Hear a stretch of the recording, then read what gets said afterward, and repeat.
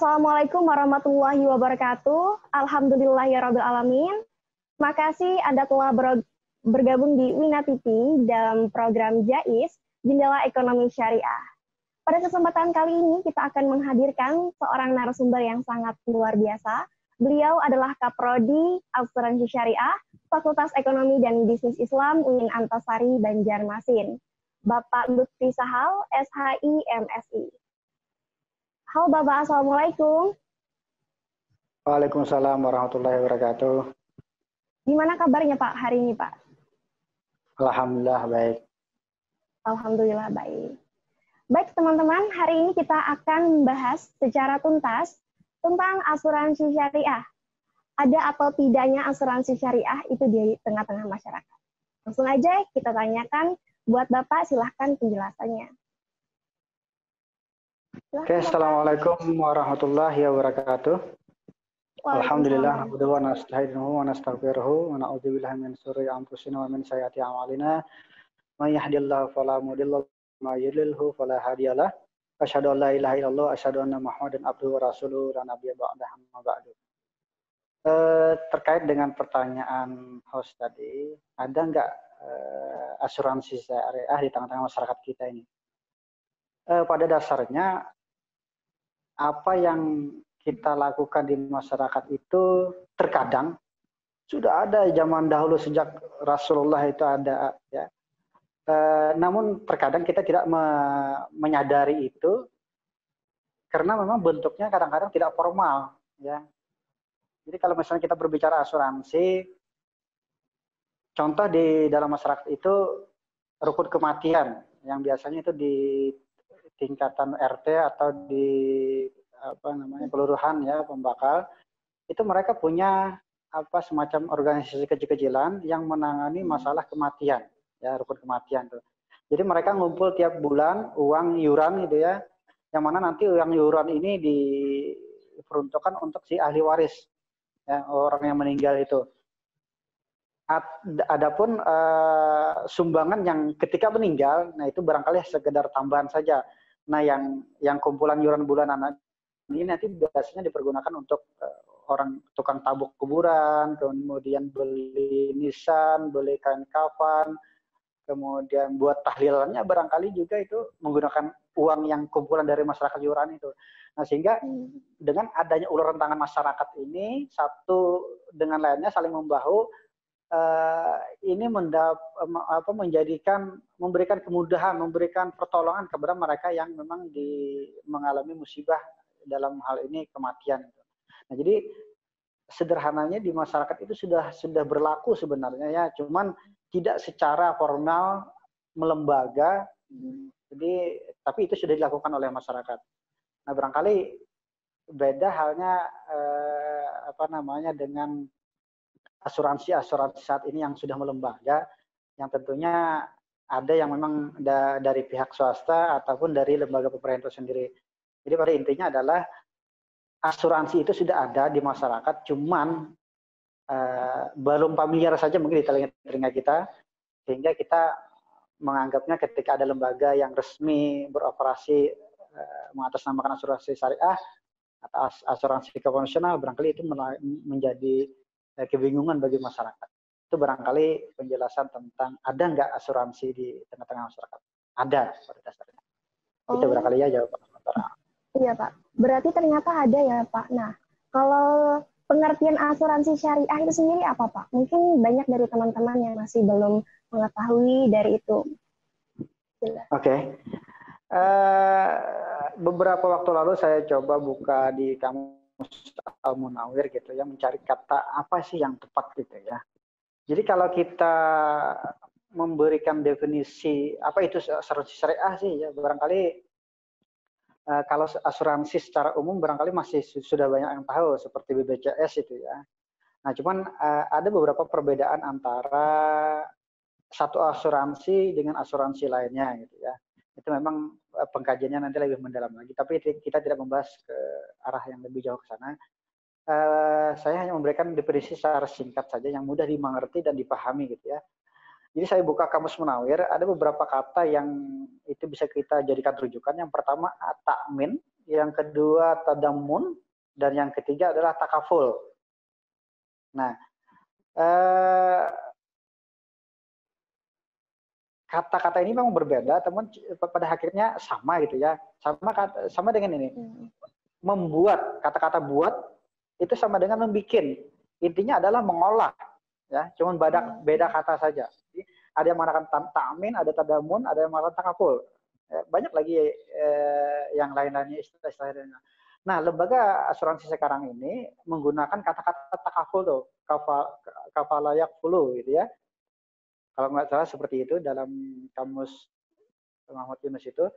Nah, dari bahasa Arab itu kemudian dijadikan nama lembaga, yaitu yang ada sekarang ini takaful. Nah, lembaga asuransi yang namanya takaful.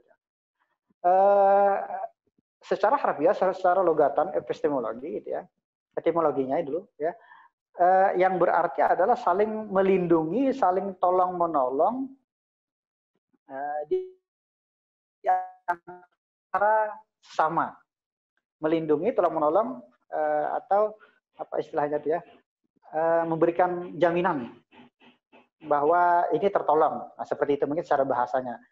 Nah, adapun secara terminologi atau secara istilahan ada beberapa pendapat ulama, ada Hanafi, Maliki, kemudian Syafi'i ini ya.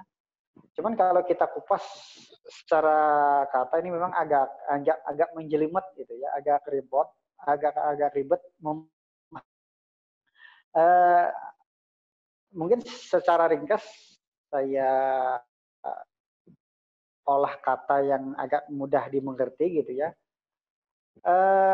Dari ketiga ulama ini, Hanafi, Maliki, Syafi'i tadi, bahwa yang namanya asuransi itu adalah menjamin keberlangsungan seseorang itu di kemudian hari, supaya tidak mengalami kemudaratan, tidak mengalami penurunan dari segi ekonominya, tidak mengalami down jiwanya karena memang mungkin hartanya sudah tidak ada lagi. Tidak ada yang bisa bekerja, kepala keluarga tidak bisa mencari nafkah lagi, sehingga asuransi ini memberikan jaminan bahwa ahli waris yang ditinggalkan itu tidak mengalami apa istilahnya itu, mengalami kekurangan uang lah, kekurangan harta lah, seperti itu barangkali, seperti bahasa sederhananya. Nah, itu dari tiga pendapat itu. Nah, kemudian menurut Syakir Sula, ini seorang tokoh dari Indonesia juga ya. Ini beliau kutip dari Al-Qur'an juga ya. Kata takmin itu diambil dari kata amanah yang berarti memberikan perlindungan, ketenangan, rasa aman, dan bebas rasa takut. Nah, ini barangkali pengertian secara terminologinya gitu ya. Nah, barangkali ini pengertian sederhana yang dapat kita ulas terkait dengan apa sih itu asuransi itu. Ya, barangkali itu. Wah, ternyata banyak juga ya Pak masalah asuransi ini dari beberapa pengertian dari teknologi dan terminologi. Nah, kali ini saya mau menanyakan masalah dalilnya nih Pak. Dalil asuransi sendiri yang mungkin terdapat dalam Al-Quran dan hadis, itu apakah ada Pak? Nah, itu terdapat dalam surah apa? Kalau bisa tolong dijelaskan. Terima kasih. Ya, silahkan Bapak. Oke, terima kasih. Terkait dengan dalil, sebenarnya dalam hadis ataupun dalam Al-Quran ya secara eksplisit mengatakan asuransi itu tidak ada.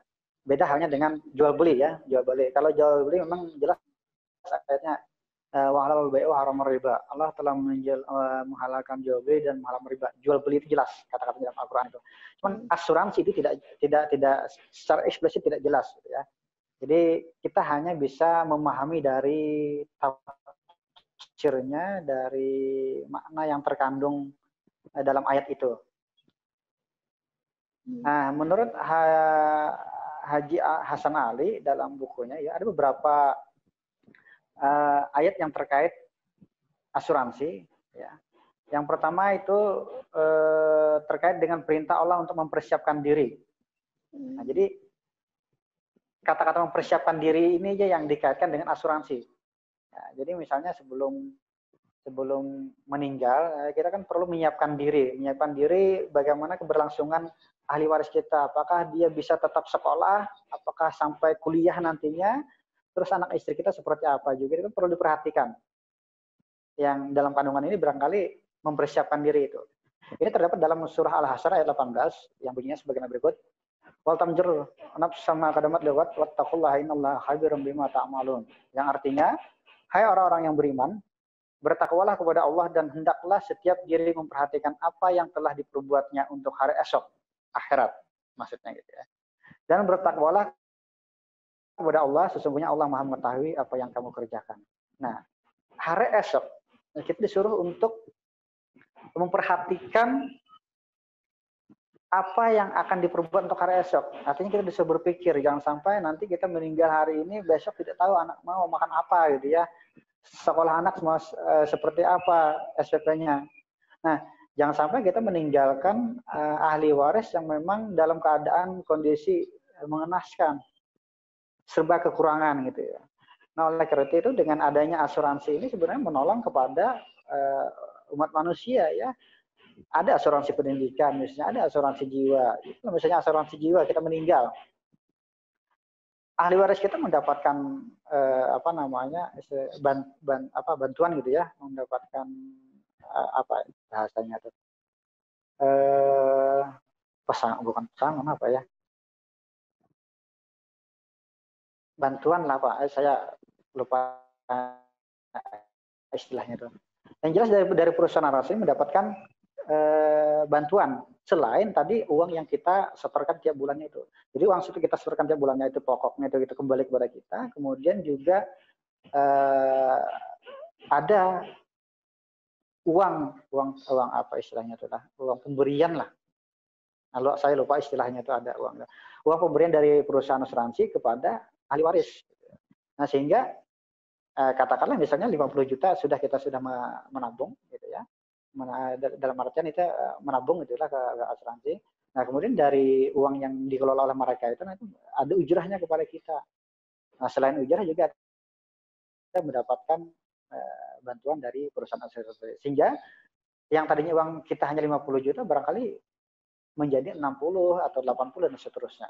Artinya kita bisa mempersiapkan lebih banyak lagi dari uang yang semula tadi ya, untuk kemaslahatan ahli waris kita di kemudian hari.